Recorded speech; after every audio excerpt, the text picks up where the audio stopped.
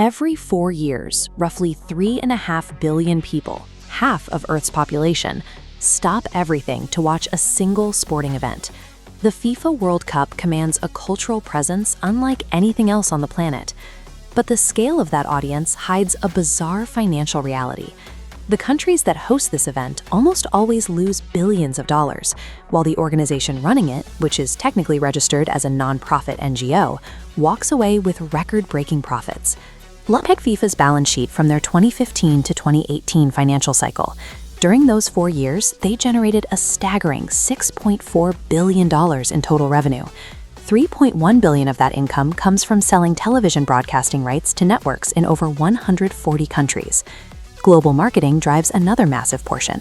Corporate sponsors pay upwards of $1.6 billion for the right to associate their logos with the tournament's branding. Now, look at the same diagram when we bring in their expenses. FIFA barely spends anything to put this event on. Their only major financial output is the prize money awarded to the winning teams, which reached $440 million in 2022. They operate a risk-free profit engine. All the actual physical costs of organizing the matches are shifted entirely onto the host nation. While FIFA takes on zero risk, the host country absorbs an astronomical financial burden. To host the 2022 World Cup, Qatar spent an estimated $200 billion. A host nation must cover massive physical costs, pouring billions solely on erecting brand new stadiums in environments where no sporting infrastructure existed before. Then come the hidden legal costs. FIFA demands strict guarantees from the host government before a single match is played. They require complete tax exemptions, meaning the host nation cannot tax FIFA's billions in revenue, and they frequently demand waivers to bypass local labor and immigration laws. The competition to win these hosting rights is so intense that multiple bids have been linked to high-level corruption and bribery investigations. If the contract guarantees massive debt, forces the country to assume all physical risk, and legally strips them of potential tax revenue, why fight so hard for the privilege of signing it? Host nations view the World Cup as a purchase of soft power, an intangible asset more valuable to a regime than ticket revenue. Successfully executing a global mega-event signals to the world that a country is economically stable, technologically advanced, and ripe for foreign investment. There is also the motivation of forced infrastructure. Qatar explicitly tied the 2022 tournament to their National Vision 2030, utilizing the hard deadline of the World Cup to aggressively build out a modern society. Construction reached far beyond the football pitch. Qatar used a $200 billion budget to build out pristine metro stations, expanded airports, and entirely new city districts designed to serve the residents for several decades. For the host government, the World Cup operates as a non-negotiable deadline for a massive national rebranding campaign. That is the theoretical return on investment.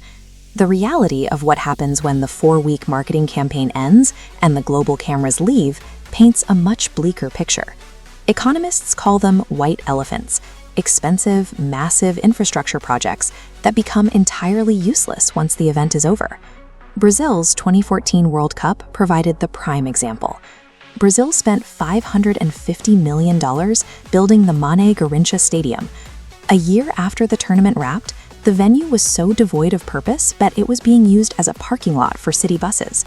Those empty billion-dollar monuments stand in stark contrast to the human cost required to build them. In Brazil, thousands of local families were forcefully evicted and pushed into poverty just to clear the land for stadiums and parking lots. In Qatar, that human toll was measured in the systemic exploitation of migrant labor. To build their $200 billion vision, they relied on workers from South Asia who were frequently subjected to forced labor conditions. These workers were often unable to change jobs or leave the country, sometimes waiting months for payment. Over a decade of construction, human rights organizations linked the project to the deaths of more than 6,700 migrant workers. The geopolitical prestige of hosting the tournament masks devastating social upheaval and leaves permanent physical scars on the country's landscape. Ultimately, whether hosting the World Cup is a success or a catastrophe depends on the baseline wealth of the nation signing the contract. Ultra-rich nations with the world's highest GDPs can absorb the massive financial losses. For them, the billions spent and the international controversies are factored in as long-term nation-building expenses. The calculus is different for developing nations.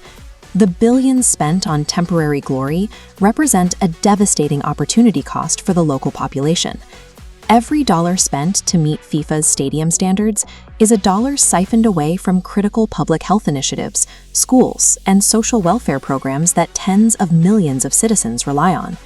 Hosting a mega tournament is a luxury purchase for global attention. FIFA secures the tax-free profit, while generations of local citizens are left footing the bill.